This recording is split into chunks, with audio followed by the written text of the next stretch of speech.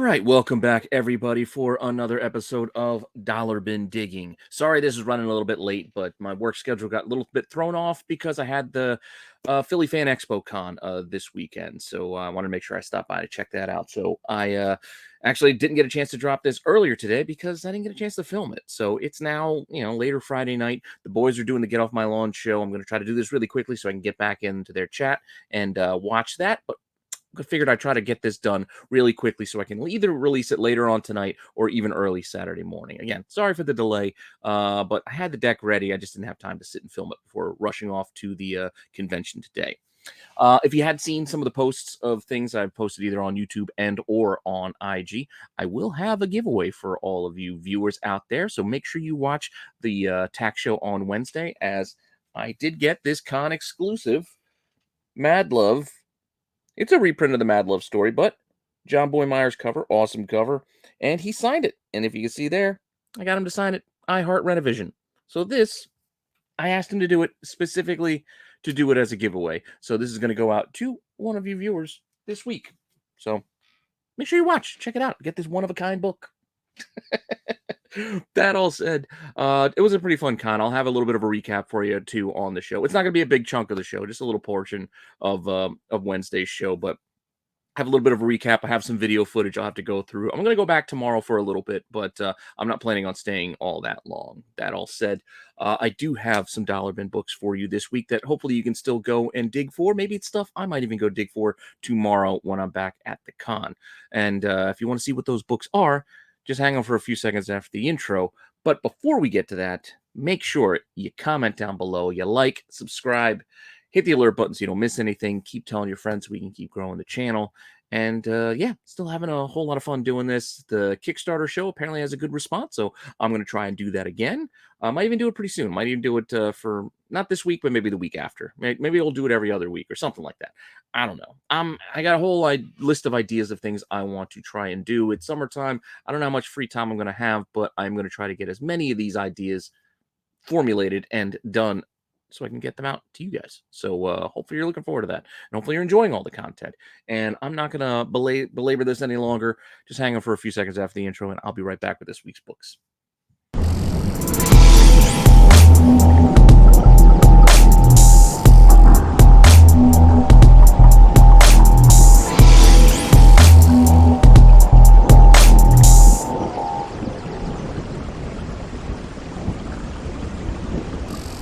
All right, so what do we got based off of some of the news, rumors, announcements, things going on in the comics?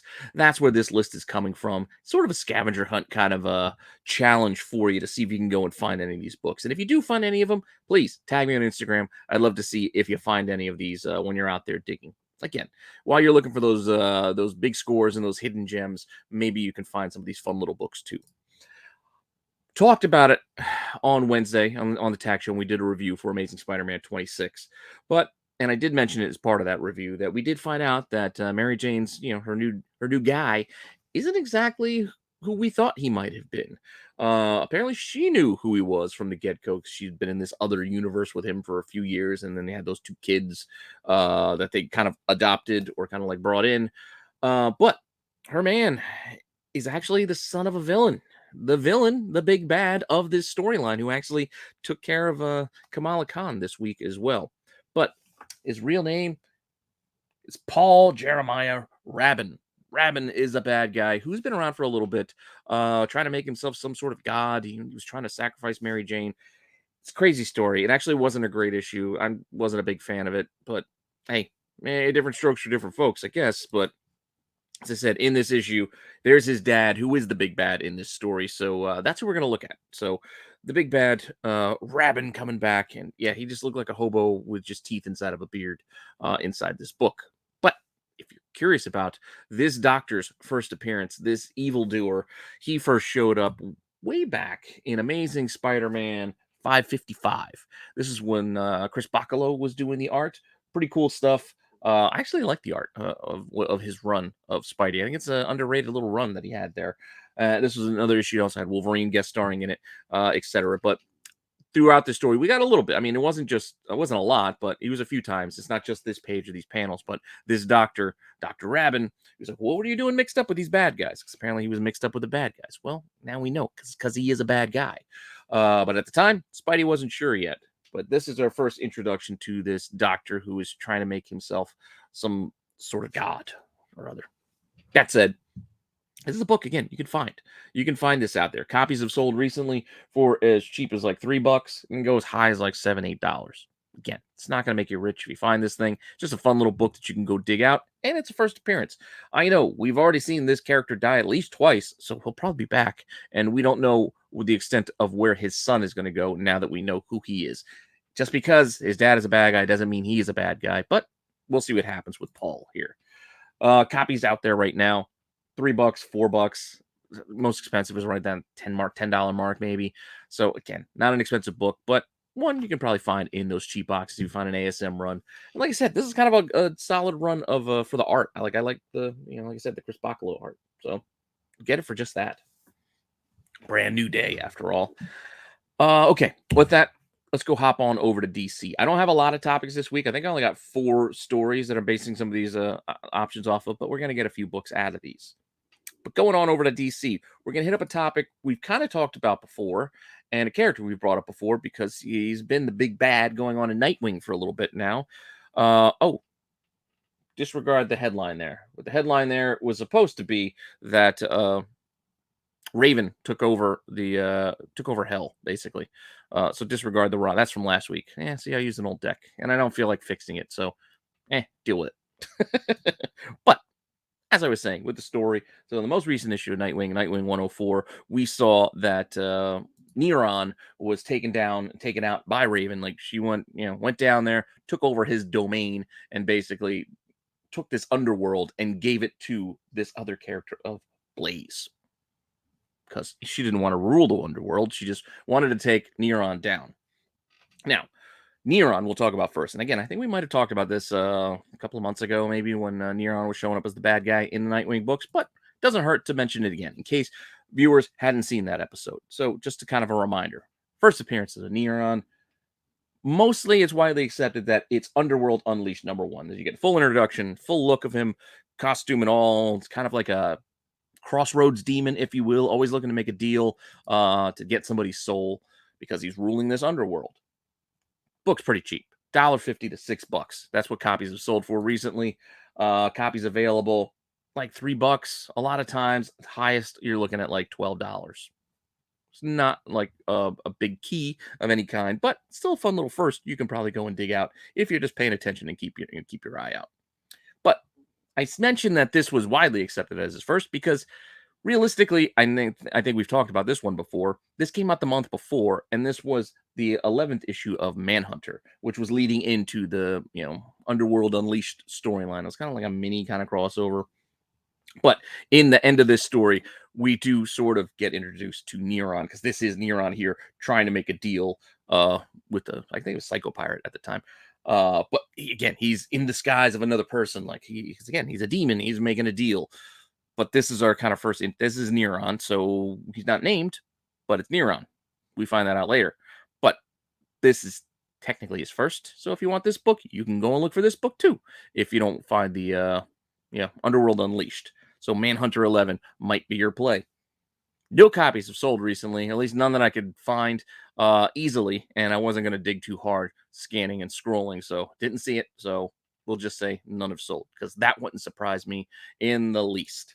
Copies available are all of $2.50 to like $4. Not expensive at all. So yeah, just a cheap book. Possible first appearance in it that could be mildly interesting down the line. And I say that honestly, mildly interesting. I'm not trying to say this should be a huge book or something that we need to have alerts and make the next big thing. It's just, hey, if you like reading comics and you like seeing first appearances and you're curious about the history of things, well, that's kind of what I'm going for here. With that said, that'll cover Neron. But since Neron got taken down and Raven handed the keys to the underworld over to this character Blaze, where can we find Blaze? Well, Blaze you can find the first appearance in Action Comics 656, and that's where we're going to get introduced to her. Inside the guts of this book here, it's kind of playing out almost like some sort of odyssey or something or other. Like Superman's trying to help this looks like a lost woman, and it turns out she is actually the demon, this demon Blaze or whatever. So Superman got tricked. And it's magic too, so Superman's weakness to magic. So it's okay story, I guess. But there you go. This was our first introduction to this character of Blaze. So who knows where they're going to go with this, if they go anywhere with this. I don't know if it's a big deal what Raven just did, taking the underworld from Neron and handing it over to Blaze. But if it is a big deal, well, we might come back to this somewhere down the line. So better safe than sorry. While you're digging in a box, doesn't hurt. You find a run of action, what else are you going to buy? I mean, you're going to look for first Maxima? Like, yeah, okay. While you're doing that, why not grab a Blaze while you're at it? So $6.56 can't hurt because it's not going to cost you a lot. Copies sold $1.29, as high as $3. Like, yeah, this is super cheap. Again, super cheap book. And again, not telling you it shouldn't be. It's kind of for fun, scavenger hunt style. Let's see if you can find this. I challenge you to go find the first appearance of Blaze, and if you find it, let me know. Copies available, $3, $6, as high as like $12. It's just one of those things. Sometimes people ask a little bit more for a book. Other times they really just don't care. And condition as well. You're going to get some lower grade books that are a little banged up and only spend a couple of bucks on them. But I'm just telling you, have some fun when you're digging in those cheap boxes, those $1 to $2 boxes, and maybe you find some of this stuff. And if you're just looking to round out your pile, round out your number, like, oh boy, I got $20 worth, almost $20 worth. Let me just grab 1 or 2 more books. Here are some options of some silly stuff that you can grab. Again, if you're tied into things you might be reading in the comics right now, because isn't that what we're supposed to do with these things? Are we supposed to read them? I know it gets forgotten about a lot of the times, but I still try to read as much as I can. That said, we're going to move off of DC for a minute and go back on over to Marvel and what's going down in Daredevil and Echo, this new miniseries that just started, is we get reintroduced to a villain of the past, a spider villain, really, but we're bringing it over to Daredevil. I mean, it kind of fits a little bit. I mean, Daredevil has always had that, the religious angle to him as a character, very Catholic. So the idea of demons and whatnot kind of tie in. It kind of works. So the Demogoblin seems like a good fit, I guess. All right. That said, let's see what happens. So in this new issue, this first issue of Daredevil and Echo, like I said, at the end, some priest is bringing them in. And it looks like there's something going on, possession or something. And yes, we see that there is what appears to be a new Demogoblin, because the one that we were first introduced to was actually Hobgoblin, and then it broke off from Hobgoblin and just was like a demon on its own. This looks like a female version, so we don't know who's possessing or hosting the Demogoblin right now. Maybe we'll find that out later on in this run, but should definitely pique your interest and remind you of books you can go digging in the past for. Go digging in those old books based off of some of these stories. So Demigoblin's back. Let's go look for that first. As I said, the first ideas, I guess, of the Demogoblin when Hobgoblin got possessed by this demon was in Spectacular Spider-Man 147. It's part of Inferno. So this was like a loose tie-in to, Inferno and Mr. Sinister, Madeline Pryor, all of that going on over on the X side of things. Spectacular Spidey was tying in there, and Hobgoblin gets possessed by a demon here. So this is where we get our first Demogoblin kind of inside of the Hobgoblin. Next issue following this, kind of running and continuing the story, was not in Spectacular Spider-Man 147, which, well, before we get to that, let's go with the prices, I guess. So Spectacular Spider-Man, again, $4.50, $5. Look, what is that, a 9.2? 9.2 sold for all of $37. Not an expensive book at all, which is kind of surprising, considering this is technically the first Demogoblin. It's Hobgoblin possessed by this demon, but it is, pretty much the Demogoblin. And then there's copies available for $2 to $6. There's $4 in between. Yeah, a couple of dollars was all it's going to run you. More people gravitate towards the next installment in the series, picking up after this issue, is what I was getting to. I was getting ahead of myself. Web of Spider-Man 48, because we get it on the cover here. Like, oh my God, you see that pulls off the Hobgoblin mask, and there's still a demonic face underneath, because Hobgoblin's possessed. So, oh, it even says it on the cover. The Hobgoblin possessed. Inferno continues here. So 48 inside this book, he reveals to Spidey, like, look, I'm possessed, and we get a little bit more of that. more people gravitate towards this book. So, $5. Look, a copy sold as high as $22. That's not too shabby, I guess. Asking prices $5 to $10 though. Still, by and large, that's what we're looking at online right now. But as you can see, one sold for 22. So, newsstand, because even though newsstands weren't really that hard at the time, but hey, people like paying a premium for those. So keep an eye on those newsstands while you're out there digging. And as I mentioned, so Hobgoblin was basically hosting the Demi-Goblin, so it was still kind of the same character until we get to Web of Spider-Man 86, and this is where the demons basically splits from Hobgoblin and becomes its own character on its own. So there we go inside the guts. You can see the two, splitting apart. This is again another one that's widely listed as the first appearance of Demi-Goblin, because I guess you can make that argument too, since the character is now on its own, a separate being, and not just possessing Hobgoblin. So copies, look, $1, $2, $7. I used to grab these at $1 bins all the time, like way back in the day, and they're still out there. And this used to be a better flip than this. This used to be like a good, $10, 10, maybe 15 you could get out of there. So you pick it up for $1, you get 15. That's not too bad. Like when you're digging through books, at the flea market and whatnot.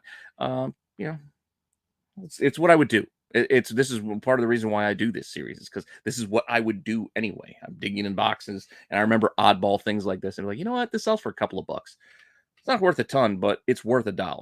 So that's when I would grab it and throw it in the pile. Copies available online right now. You can see there's copies as cheap as $2, and then there's still plenty of $10 copies out there, but they're not moving really. So we'll see. We'll see if this reintroduction of a new Demi-Goblin starts moving the needle on the character again, and maybe they start selling again. I mean, the oddest things will sell books. I mean, people are buying Captain America 310 just because we see Seth Rollins is going to play a character probably for all of 30 seconds inside the next Captain America movie. Probably going to be a bit part, but hey, it's whatever gets people going, gets them excited about things. And I know we talk about FOMO like it is a bad thing, because it can be. It's not always a bad thing, because it's good to be excited about things. Just be mindful of your means and don't overspend for things. And if you do overspend for things, hopefully it's not something that's really going to hurt afterwards. It's like, okay, so you spent some of your extra money that you didn't need to spend, but it's not like you had to skip a meal to do so because you're buying a comic books, because hopefully nobody out there is doing that. This should all be expendable income. This should be just extra loose, fun stuff. That's what it should be. And that's also another reason why I like talking about the cheap books. So this way there's not a lot of expense going out there. You can still go and have fun and collect comic books and not have to spend a ton of money. Because I know sometimes I spend more than I want to. Just like everybody else. Sometimes you spend more than you need to, but there's always a cheap route too. That said, one more topic for you, and we're going to go back over to DC for our last topic, and we're going to look at the recent Pride book that came out. June is Pride Month after all, so we did get the one-shot special that just came out this last week from DC, and inside there is a bunch of stories. There's a whole bunch of stories. This is a $10 book. This is like a huge, thick, a thick volume basically, and it's $10. So, but it reminds you of some of these characters you might have forgotten about. So that's where I'm going with this one. So inside DC Pride, again, multiple stories. It's like an anthology, bunch of different stories inside the book. I'm going to grab 3, and we'll talk about 3 characters that had stories inside this book, and we'll go look at their firsts.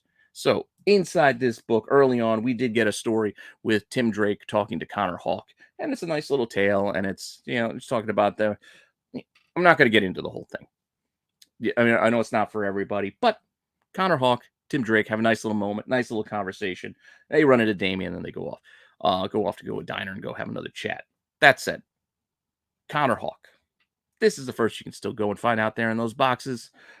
Green Arrow, number 0. Remember all these 0 hour books? They're still out there. They printed a ton of them, so you could still find this if you go digging. So first appearance of Connor Hawke is a Green Arrow 0. So $10, $5, $8. That's what copies have sold for recently. Asking prices as cheap as $4, plenty more around that $10 mark. Some copies as expensive as $20. Hey, it's up to you. That's what's out there. So again, just another first appearance you might be able to find out there for pennies. Another story inside this book takes us with, what is it? Kid Quick. Jess Chambers, which is a pretty new character. She's just introduced recently. We're going to get to that in a second. And talking to an even newer character, Circuit something. I've drawn a blank on her name. But so these two have another little story and interaction together. Yeah, tell a good little story. But Kid Quick first appeared in this weird 80-page giant. Now, finding an 80-page giant for $1 is going to be tough because it would have cost the shop a lot more than that. This, I think, had like another $8 to $10 cover price. So we're talking this might be discounted more for like $2 to $5. So maybe not necessarily $1 book, but that's kind of a loose term these days because I don't know about you, but more and more I see boxes that are not $1 anymore. They're like $2 because, well, the cost of books is a lot more. Like going back to the 90s, the cover price of a lot of books was still $1. So $1 box was still people getting cover price for their books. Now, most cover prices are $5 to $6. So $1 ain't quite cutting it. Costs the shop more to order it. So keep that in mind too. So that's why we might see more $2 and even $3 boxes these days as we move forward. Inflation. I know. That said, this DC Very Merry Multiverse is where we get our first appearance of Kid Quick, Jess Chambers here. So, non-binary character in DC, first appearance in this 80-page special. Copy sell, it's up and down because it is a first appearance. It's listed, and you can see some copies can sell for like $12 here or there, but it also can sell as cheap as $2.75. You see that too. Asking prices on the other side of things, $9, $10, up to almost $20. So, yeah, it's kind of a wide range. Again, it depends on how cheap you find this. I'm not suggesting you go out there, pay cover or pay any of these prices I have listed here. This is just to give you a sense of what the market is on some of these books, just to give you a loose idea. And you make that decision. Even if you find this in a cheap box, you might pass. That's fine. I'm not saying you have to buy it. I'm just giving you some options, some things you can look for. And maybe if you're rounding out a pile, you might want to throw something in there just for fun because it's got a first in it. That said, one more. Also in this story, we got a little throwback. Like there's a story that's Nubia, and we got Natasha Irons, who is the new Steel. The John Henry Irons is his niece, I think. She's got a new look, new character. Yeah, not new character, but a new look, new outfit that we saw in like Action Comics 1051. I think that's when we got the whole reboot of the whole super family again. But getting sidetracked there. This book here tells the story, but her first appearance where she was introduced was actually in Steel #1, going all the way back to them 90s. Gotta love them 90s because these books are still out there. They were plentiful in the 90s, and 30 years later, they're still out there. So, Steel #1, Reign of Tomorrow. This is where we're getting the first appearance of Natasha Irons. So there she is, giving her uncle a big hug, and this is her introduction. So, if you wanted her first, Steel #1 is what you're looking for, and this is another one of those cheap books. You could find this thing out there. Look, copy selling for 99 cents to $2.50. Asking prices $2.75, $7. Most expensive is like $12. So, again, not going to break your bank or empty your wallet to go and find these things. Again, just kind of for fun. And that's all I got for you this week. Hopefully you found that interesting. Sorry you had to wait so long for this, but with the con, just didn't have a lot of free time. But still got everything all planned out and mapped out. So hopefully I can still get you all your regular scheduled programming next week, from Hidden Gems on Monday to Chasing Ghosts back on Tuesday. Like I said, I'll save the Kickstarter for maybe a week later. And then we got the tax show where, again, make sure you come and come get your shot at this free book here, because I'm going to give it away to somebody on the live show for free. Let's get your iHeart Rennavision John Boy exclusive from the Fan Expo in Philly, because that's where I bought it, and that's where I got it signed. And with that said, thanks for stopping by again. I appreciate all the support, and I'll be back with some more content soon. All right, later.